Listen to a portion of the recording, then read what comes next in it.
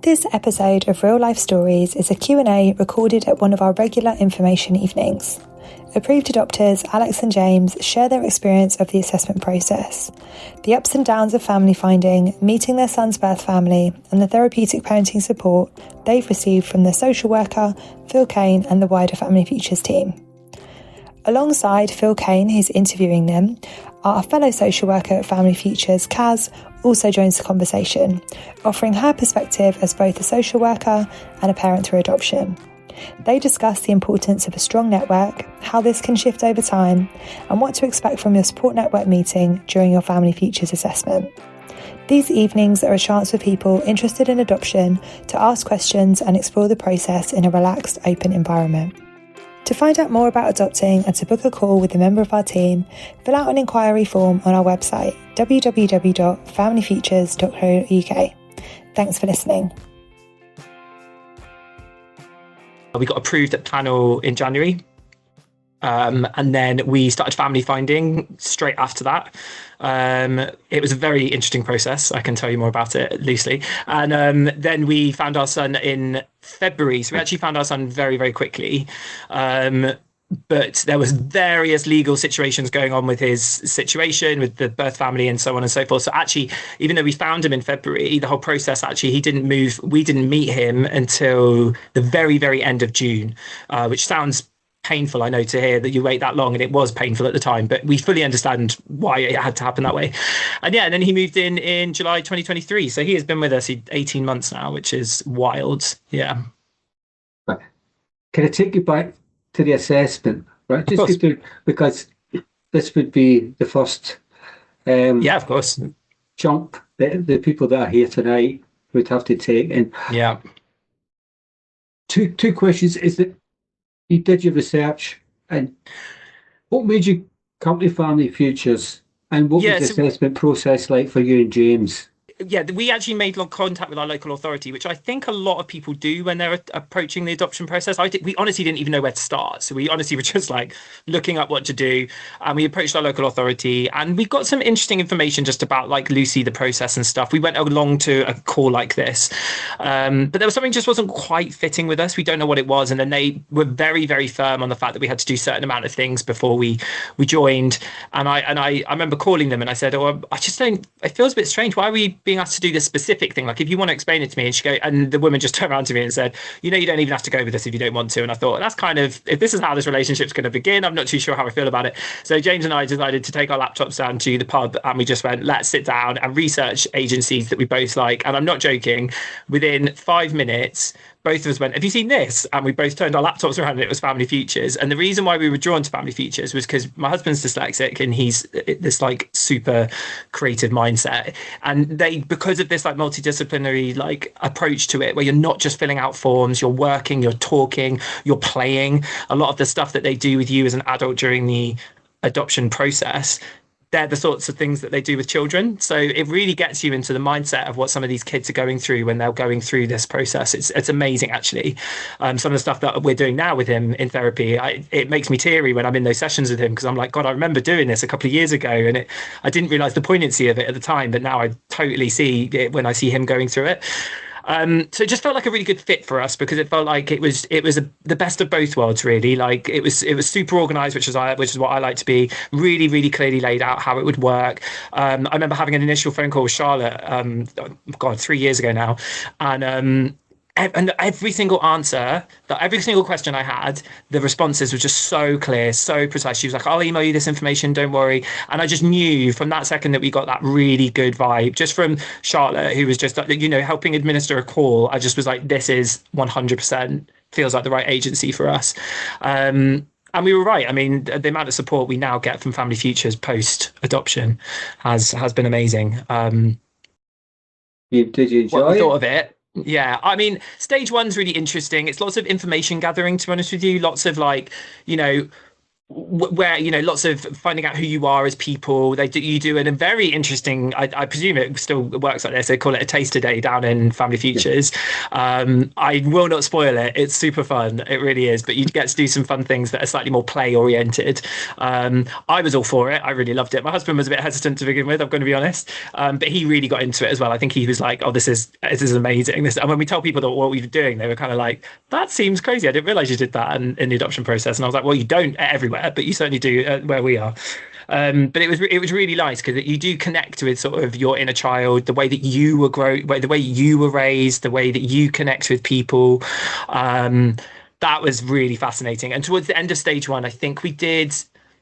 Apologies if I'm forgetting this right, Phil, but I'm fairly certain we did something on our attachment styles towards the end of stage one.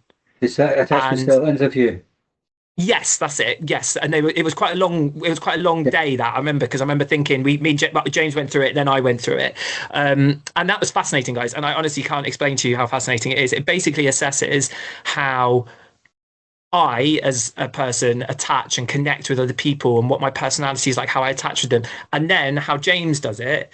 And then what Family Futures do is they go, right, Alex is this, James is this. What happens if they parent in this style together? And what happens if there's a kid in the middle with these two personality types? Because I remember Phil coming to our house to give us feedback and he was just like, look, and he was great. It told us everything we needed to know about, like, we knew what our personality styles are like. We knew how we attached with people, but it was really interesting to hear it from the perspective of a social worker who was going, and this is what it would be like if a child was in the middle of that. And I can't tell you the amount of times that we have with our son. And I'm like, oh, that's when that attachment style's coming out. He got it right. And we didn't even have the child then.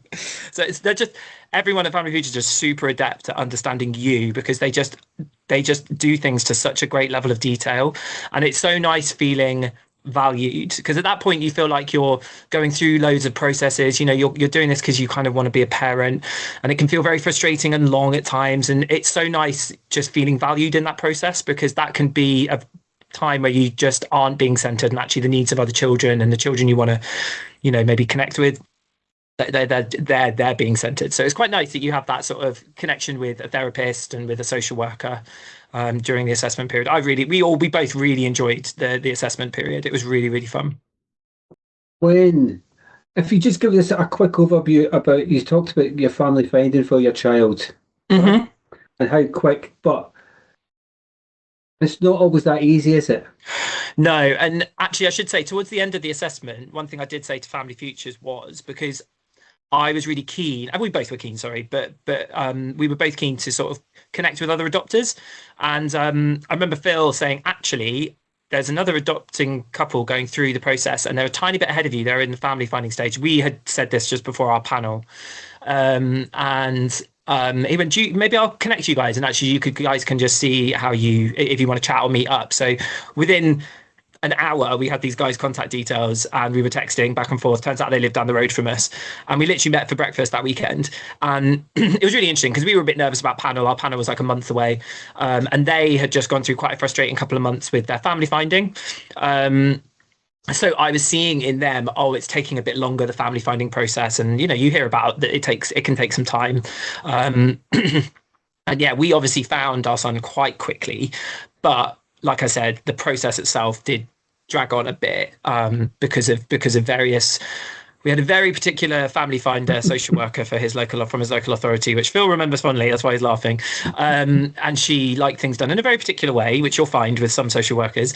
And we now realise in retrospect what her motive was and with the perspective of it. But at the time, it was quite frustrating having to sort of jump through hoops and play really nice when really you just felt really frustrated about how annoying that process was. Because at that point, you're starting to visualize what it's like for this boy to be in your house, and you're starting to you're looking through the photos of him, and you're rereading everything that you get from social workers because you just want to read everything about them, and you start connecting with them before you've even met them. It's the strangest feeling, it really is, and it can be quite daunting connecting with a child that you've never met, but I certainly did, and my husband did. And yeah, it's a very strange process, the family finding thing, but family Future is just so good at being alongside you the whole way.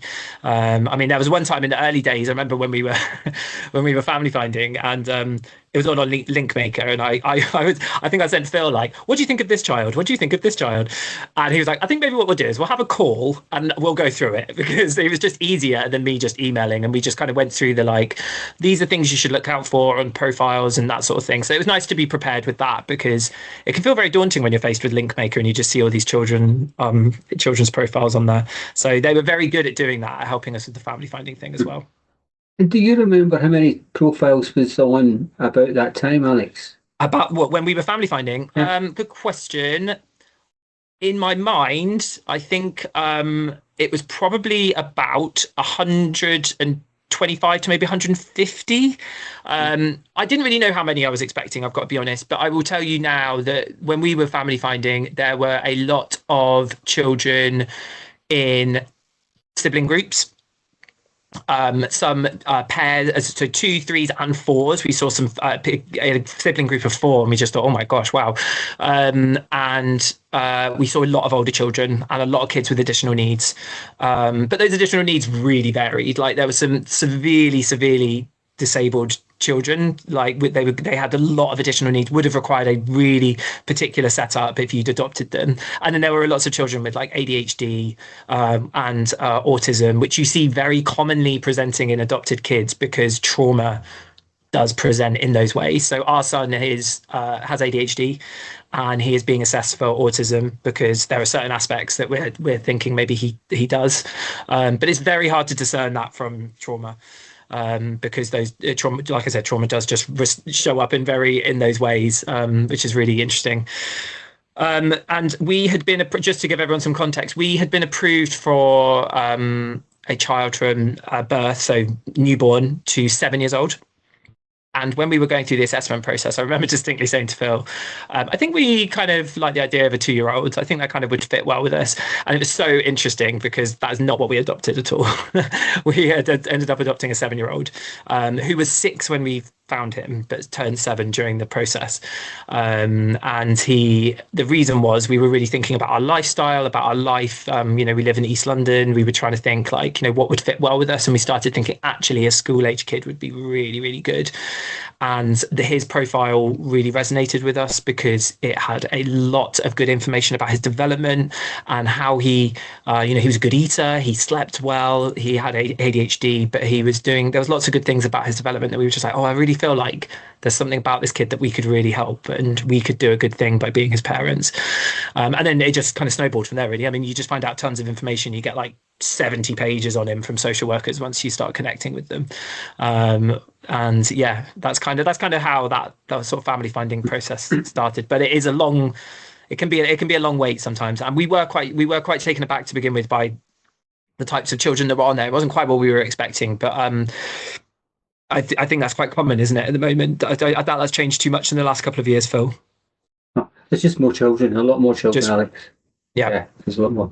So I think it would be fair to say that you felt supported by Family Futures through. Yeah, we were really lucky. I mean, you were with us the whole way, really, weren't you, Phil? Yeah. I mean, we spoke to you so often. Yeah. And I think one thing that was good was it wasn't just like pie in the sky. You were really like set our expectations on it. I'd say to you, I'd sometimes text you and be like, do you think they're keen? Do you think they're keen about the social workers on our son's side? And he's like, I think they're keen. I do think they are, but let's just, keep your expectations as they are. I don't want you to be totally brokenhearted. It was nice because I think I needed that sort of like, yeah, you're right. I need to be grounded in this because I need to be realistic that this might not work out the way I want it to.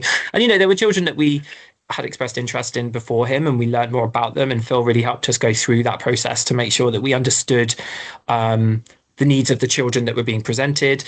And we were really helpful. We found that really helpful, as well as connecting with the other couple that we ended up by being really close with. I mean, they still are in our support network. We see them.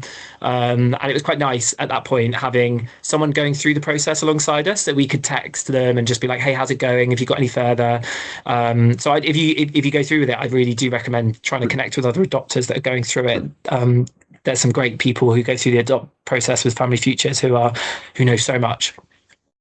And do you remember when we had the opportunity to meet your child's birth mum and the aunt and some of the family. Yeah, that And was a day, wasn't but it? on hindsight, do you think it was worthwhile, and do you think you've gained from it?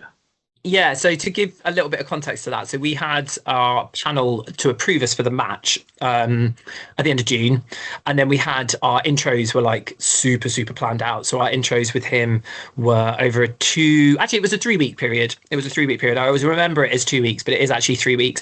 And there was a birth family meeting. Phil picked us up from our house and drove us all the way to that meeting at 6 o'clock in the morning. He picked us up outside our house and we drove there, and it was like a 2.5 hour drive. I was very nervous. I'm going to be really honest. I was really nervous about that meeting because I just didn't know what to expect. Because at that point, all you've read is what's on the, social worker reports about that person. I didn't know what to expect at all. But and I found it quite daunting in the moment, but I feel like as we kind of eased into it, and I feel like the ice got broken quite early on. Phil was there supporting us. They had someone supporting them. And to answer your question in a nutshell, Phil, yes, it was. I'm so glad we did it. I am so, so glad we did it. And since that time, over the last 3 months, I think it was about 3 months ago, that we had a photo taken with us and the birth family, and it was the first time we talked about it with him. And actually, it was really interesting seeing his response to it. Actually, I think he was quite sort of like comforted knowing that we'd made that contact and that there was a bit of a narrative thread there, and that he could kind of see like, oh, I can actually talk to you about this person because I feel like you understand, you know them a bit. And it's actually been really interesting because since that time we've had a few things where he's like opened up about some stuff that happened when he was with his birth family, which I can tell you now is something that is so monumentous when it happens, that they trust you with that information. So no, I'm super, super glad I did it. Sure, it's weird. It's the weirdest thing you're ever going to do, but it is so important. And I just kept thinking, it's not about me. It isn't about me. It's about him. This is his life. And if he wants me to be his parent, I have to show up for this. I have to do this for him. And I'm so, so glad I did. And we got some interesting information out of it that I think we wouldn't have got if we hadn't done it. And I, when he turns 18 in say like 10, 11 years or so, if he turned around and said, well, why did you not meet them when they asked you to? I don't know what I could say back other than at the time I was really in my head about it. And I think you've got to think not about what you're going through in that moment. You just got to go, no, do this. It'll be so, so worth it. It might be an uncomfortable hour of your life, but trust me, you get very many more uncomfortable hours as well. So I'm so glad I did it to answer your question. And we're actually just about to have so our contact arrangements with birth family are that we just do letterbox. I know that there's been lots about direct contact, but we at the moment are just doing that. But that's something that we're going to continually assess and think about in the years to come. But because it's still relatively new, I mean, he's been with us 18 months, so we need to see how the sort of the letter contact side of things land first to sort of see how we think about that. But he is the eldest of a sibling group of 4 boys, and they wanted us to have direct contact with his siblings. So by chance, although I don't think this is chance at all, I think this was very well designed by the social workers on the boys' side. He has a sibling group, and all the adopters are by same-sex male partners. So all these boys have dads, and we all live very close to each other. So it's become a really organic thing where we just have a WhatsApp group. I think by the courts we're supposed to meet up like once every 6 months or something, and we do far more than that. We talk all the time. Sometimes one of the boys will be like, hey, I'm going to go to soft play next weekend, do you fancy joining? And we'll just go down, and it would just be one of them rather than all of them. And it's lovely seeing the boys connect without the pressure, and just seeing that each other is safe, and they get on very, very well. It's very cute. So we have a really lovely relationship with the siblings, which is really, really nice. And it also helps to feed into, if we do contact to birth mother, birth father, that we can say, oh, we're all in contact, don't worry, the boys will see each other, that sort of thing. So I think there's a nice message there. It's worked out quite well for us. Thinking about the other dads of your child's siblings, and the therapeutic support that you've been able to access through Family Futures, which has not been easy, we know that, right? Yeah. But do you see a difference in how that asking for therapeutic support was almost mandatory with Family Futures, and maybe some other agencies it's optional or it's not even considered. Yeah, so all of the other dads in our sibling group, I am fairly certain, I know one of them definitely did, I'm fairly certain both did, went through just their local authority and got some. I don't know if they even had any aftercare put in. They seemed a bit surprised when we talked to them once about the adoption support fund, which of course every kid is entitled to, who's been adopted, of course. It's like £5,500 a year to help support aftercare services. So, um, yeah, it's interesting because when we meet up, we talk about the boys, obviously endlessly. We talk about the boys, and there's lots of like comparisons in the sense that, like, oh, have you started seeing this behavior present itself and all of this? And we often get the answers, we often get the questions. For two reasons, I think, because our son's the oldest, and I think because they know we have had an adoption process that's slightly different to theirs, totally therapeutic led, and that we've fought really hard and got and won some therapeutic services through Family Futures. So none of the boys currently have therapeutic intervention, and it's very interesting because when we all met up just before Christmas, I think they've started to see the benefits of us having that therapeutic intervention with him as well, which is another interesting point. They were surprised to hear that we did this work with him. You know, we don't just send him off to a room and they work with a therapist. Is that actually it's all parent led, it's all adult led. A lot of the work that we do with our son is about forming the bonds and filling in those gaps that he didn't have when he was a little boy, because he just didn't. And he might be an older child, but that doesn't mean that he got the experiences that most newborn kids got, and we do a lot of that. And I remember the therapist who is working with us with him. She called me before Christmas and she said, "Oh, I'd like to try this piece of work with him. It can be quite a raw thing. It can bring out a lot of emotions. Are you okay with me doing it? This is our approach to it." I was like, "Yeah, let's do it. Let's totally do it." And we did it. And in that moment, this big lumbering 8-year-old boy turned into like a baby because he was having this need met from his parent, me, in that moment. And I nearly broke down crying, but I held myself together because it was just so incredible seeing that vulnerability in him, to feel like he wanted me to be this sort of like this parent, this caregiver, that we could give him something that he has never had before. And it's been very interesting hearing about it from the dad's side. When I told them this, they were kind of like, "God, that's wild. I didn't really know that that's what you did. I thought you just they just kind of went off to like a play center and then they did like theraplay sort of stuff, maybe some artsy things, and maybe talked about their feelings." And it's not really about that at all. A lot of it's play led. A lot of it is about nurture. It's about me leading things. It's very interesting in those sessions. Actually, a lot of deferring is done to me to lead things, which is cementing that, I'm in charge. I'm your parent. I'm in charge, and actually, it's being facilitated by this professional who you've also really bonded with. Because that was another thing that made me emotional about that moment. Actually, the technique that we did where he sort of reverted to a baby is that he felt vulnerable. I said this to the therapist afterwards, is that I felt it was very interesting. Not only did he feel comfortable enough to do that in front of me, but that he's bonded with you enough in like 4 months. You've understood him so well in the 4 months that he's known you that he feels willing to be that vulnerable in front of you. Even if it's towards me, he still feels like he can do it in front of you because he trusts you. And I think if you can gain the trust of a 8-year-old boy who has been through a hell of a lot in 4 months, just from like your initial explorations and your work that you've done with me, I mean, that is amazing that you can connect with a child like that. I think that's really, really special. And they're just very good at doing that at Family Futures. They really do help. They do really want to help you with it.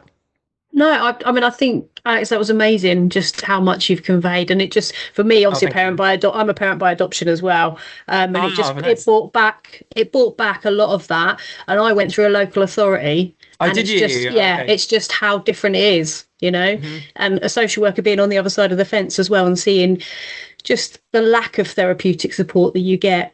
I can't say every local authority, but it is very different. So it was lovely to hear your experiences. Yeah, and I think everyone would love to give this support. I think they would, but I just don't think a lot of government-led going through local authorities, I just don't think they have the bandwidth to be able to offer it, and they will always try and push what they can offer, which for some people might resonate with them and connect, but for us it certainly didn't. And I know that going through the assessment process, that where we weren't just filling in forms and being interviewed and grilled and making it feel like we were just burnt out. It was so lovely to go in and do that together as a couple, and to feel supported. Like, I'd had some forms of therapy in my life before, my husband hadn't, and it was really interesting seeing him go through it and how it sort of impacted him. And he really reflected on how he was raised with his parents and stuff, and really, really, really interesting. What did I find most rewarding? I think I had a preconception of what I thought a social worker was, maybe going into it. Especially when you hear, like, because we listened to lots of podcasts, we read lots of books, and I couldn't quite picture what a social worker was. I'd never really met one before. So I think when I actually met the Family Futures team, I found it very weird that they just were very, very normal people who genuinely wanted us to be the best parents that we could be. And they know exactly what they're doing. So to give your trust into those people was really, really, for us, really rewarding, because we also trusted lots of different types of social workers. We had Phil, who really helped us through the family finding thing. We had our assessment social worker, who was going through us. We had the family finding social worker. We had the caseworker, social worker. There's lots of different types of social workers you meet, and it was very, very interesting seeing the very different ways you can connect with them. And I really, really enjoyed it, because they know so much. They have seen so much stuff through the process of doing things with children, working with other parents. So any questions you've got, it was always really interesting seeing Family Futures just know the answers straight away. I used to say that to James after sessions. I was like, when we ask questions, they just know stuff. They just know things. It was very interesting. So that really impacted me. Just the relationships you actually make with the social workers and the therapists. Actually, the therapists Family Futures are just insane. They're just so good, so good. And every time we turn up, we go in every 2 weeks.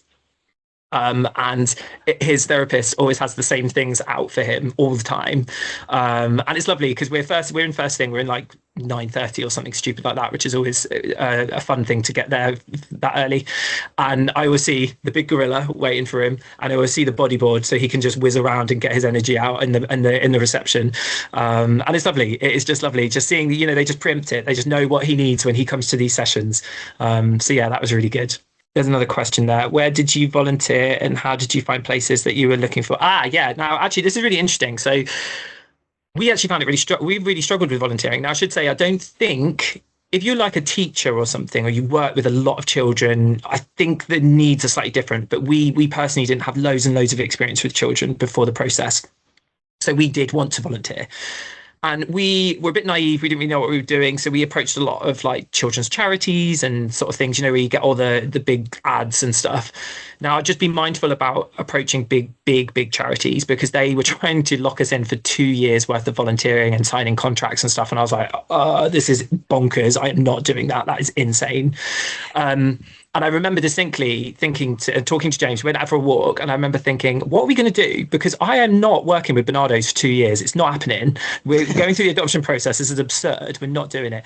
And we walked past this community hall, and it had this youth club like flyer outside it. And I was like, whoa, this is weird.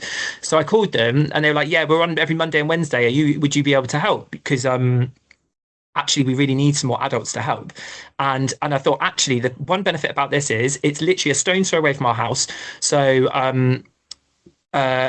it served us to bond with children in the community. Maybe we'd learn more about schools in the area through that, which we did. And we went down there and we worked for like 3 months. We didn't do every Monday and Wednesday, but we do like a Monday 1 week, a Wednesday the next week. And honestly, it was also one of the things that kind of opened our eyes a little bit about older children, because we were connecting with children around our son's age, which we didn't know at the time, but obviously we were, and we were just playing games with them. And I was like, this is really lovely. This is amazing. And we were struggling to do the hours there, because it's really hard. If you've got a full-time job, guys, it's really hard to find time to volunteer with kids, because famously kids go to bed a lot earlier than adults, and your free time is usually in the evenings or maybe before work. So one thing we did we also reached out to a local adventure playground that opened on a Saturday, and we did 3 Saturdays there, and that was super fun. That was really fun. And actually there was a foster carer that ran the adventure playground, so we inadvertently ended up having loads and loads of discussions with them. And you do find that a lot of the kids that are using these facilities, so like youth clubs, adventure playgrounds, are usually kids that have like specific, maybe a few additional needs themselves, maybe need this provision in place for them to help them, you know, maybe at home's a bit tricky, so they come here, or school's really tricky. So, you know, some days we would just sit down and help these kids with their homework because they weren't getting that support at school so much or at home. So it was really lovely. We loved our volunteering experience, and we looked at it in a lens of like, why do we have to do this at one point? But honestly, we really loved it, and it was really interesting connecting with the local community, seeing what provisions were out there for children in our area.